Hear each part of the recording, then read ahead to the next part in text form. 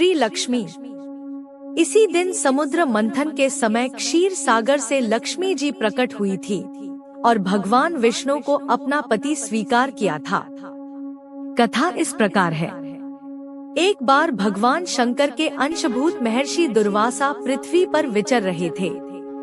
घूमत घूमते वे एक मनोहर वन में गए। वहाँ एक विद्याधर सुंदरी हाथ में पारिजात पुष्पों की माला लिए खड़ी थी।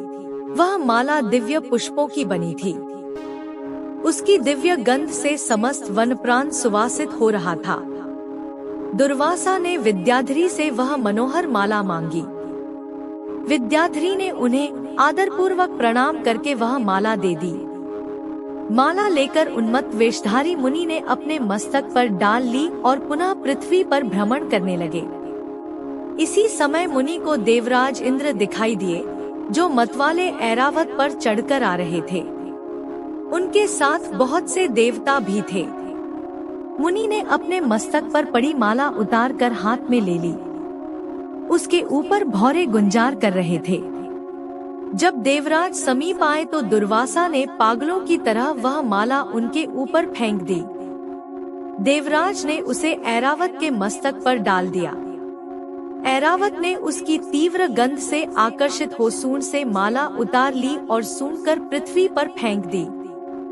यह देख दुर्वासा क्रोध से जल उठे और देवराज इंद्र से इस प्रकार बोले, अरे ओ इंद्र, ऐश्वर्य के घमंड से तेरा हृदय दूषित हो गया है।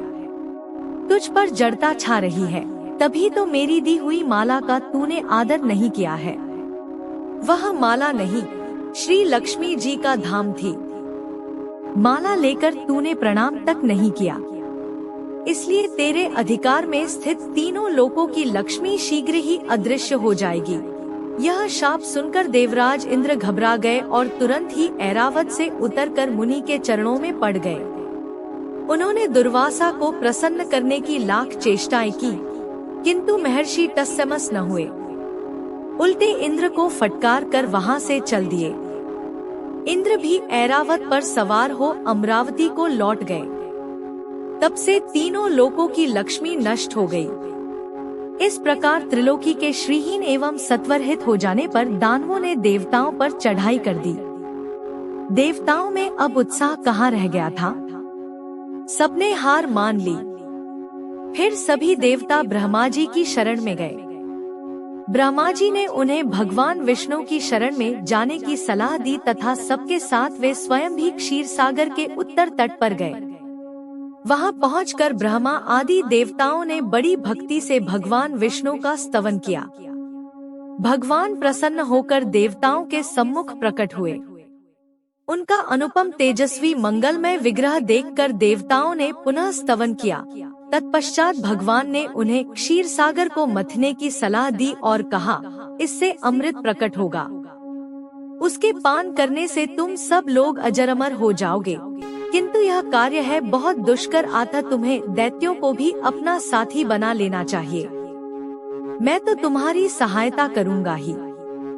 भगवान की आज्ञा पाकर देवगण दैत्यों से संधि करके अमृत प्राप्ति के लिए प्रयास करने लगे। वे भांति भांति की औषधियां लाए और उन्हें क्षीर सागर में छोड़ दिया। फिर मंदराचल पर्वत को मथानी और वासुकी नागराज को नेती रस्सी बनाकर बड़े वेग से समुद्र मंथन का कार्य आरंभ किया। भगवान ने वासुकी की पूंछ की ओर देवताओं को और मुख की ओर दैत्यों को लगाया। मंथन करते समय वासुकी की निःश्वासाग्नि से झुलसकर सभी दैत्य निस्तेज हो गए और उसी निःश्वास वायु से विक्षिप्त होकर बादल वासुकी की पूंछ की ओर बरसते थे, जिससे देवताओं की शक्ति बढ़ती गई। भक्त वत्सल भगवान विष्णु स्वयं कच्छप रूप धारण कर क्षीर सागर में घूमते हुए मंदराचल के आधार बने हुए थे।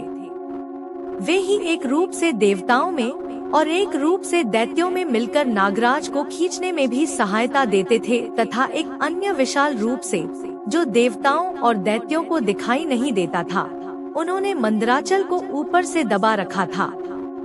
इसके साथ ही वे नागराज वासुकी में भी बल का संचार करते थे और देवताओं की भी शक्ति बढ़ा रहे थे।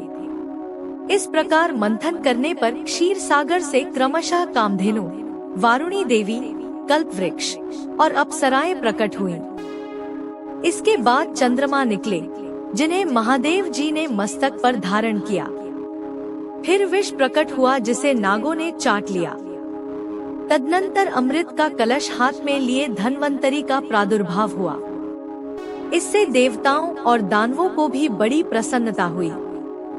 सबके अंत में क्षीर समुद्र से भगवती लक्ष्मी देवी प्रकट हुईं। वे खिले हुए कमल के आसन पर विराजमान थी।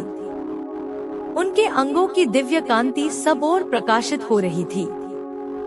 उनके हाथ में कमल शोभा पा रहा था। उनका दर्शन कर देवता और महर्षिगण प्रसन्न हो गए। उन्होंने वैदिक श्री सूक्त का पाठ करके लक्ष्मी देवी का स्तवन करके दिव्य वस्त्राभूषण अर्पित किए। वे उन दिव्य वस्त्राभूषणों से विभूषित होकर सबके देखते देखते अपने सनातन स्वामी श्री विष्णु भगवान के वक्षस्थल में चली गई।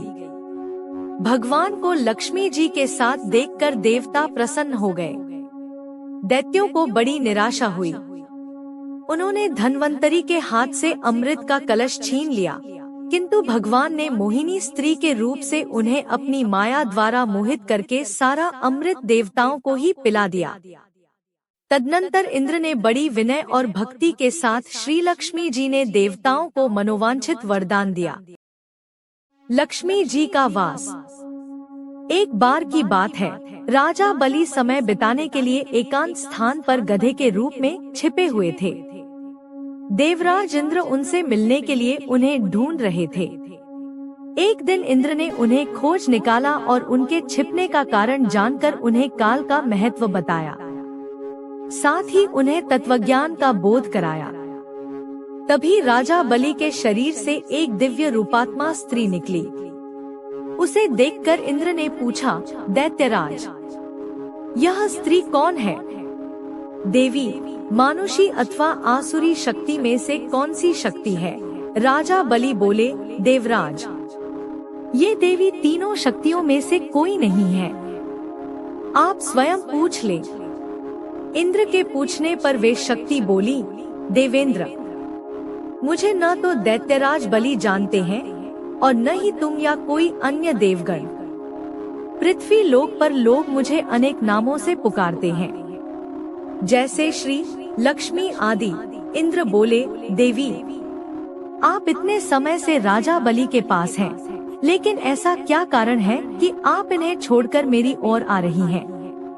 लक्ष्मी बोली, देवेंद्र, मुझे मेरे स्थान से कोई भी हटा या डिगा नहीं सकता है। मैं सभी के पास काल के अनुसार आती जाती रहती हूँ। जैसा काल का प्रभाव होता है, मैं उतने ही समय तक उसके पास रहती हूँ। अर्थात मैं समयानुसार एक को छोड़कर दूसरे के पास निवास करती हूँ। इंद्र बोले, देवी, आप असुरों के यहाँ निवास क्यों नहीं करती? लक्ष्मी बोली, देवेंद्र, मेरा निवास वही होता है जहाँ सत्य हो, धर्म के अनुसार कार्य होते हो, व्रत और दान देने के कार्य होते हो। लेकिन असुर भ्रष्ट हो रहे हैं। ये पहले इंद्रियों को वश में कर सकते थे, सत्यवादी थे, ब्राह्मणों की रक्षा करते थे, पर अब इनके ये गुण नष्ट होते जा रहे हैं। ये तप उपवास नहीं करते, यज्ञ, हवन, दान आदि से इनका कोई संबंध शेष नहीं है। पहले ये रोगी, स्त्रियों, वृद्धों, दुर्बलों की रक्षा करते थे, गुरुजन का आदर करते थे, लोगों को क्षमादान देते थे। लेकिन अब अहंकार, मोह, लोभ, क्रोध, आलस्य, अविवेक, काम आदि ने इनके शरीर में जगह बना ली है। ये लोग पशु तो पाल लेते हैं, लेकिन उन्हें चारा नहीं खिलाते, उनका पूरा दूध निकाल लेते हैं और पशुओं के बच्चे भूख से चीत्कारते हुए मर जाते हैं। ये अपने बच्चों का लालन पालन करना भूलते जा रहे हैं। इनमें आपसी भाईचारा समाप्त हो गया है। लूट, खसोट, हत्या, व्यभिचार, कलह, स्त्रियों की पतिव्रता नष्ट करना ही इनका धर्म हो गया है। सूर्योदय के बाद तक सोने के कारण स्नान ध्यान से ये विमुख होते जा रहे हैं। इसलिए मेरा मन इनसे उचट गया।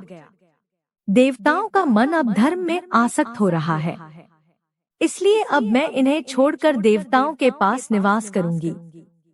मेरे साथ श्रद्धा, आशा, क्षमा, जया, शांति, संतति, धृति और विजति ये 8 देवियां भी निवास करेंगी। देवेंद्र, अब आपको ज्ञात हो गया होगा कि मैंने इन्हें क्यों छोड़ा है। साथ ही आपको इनके अवगुणों का भी ज्ञान हो गया होगा। तब इंद्र ने लक्ष्मी को प्रणाम किया और उन्हें आदर सहित स्वर्ग ले गए।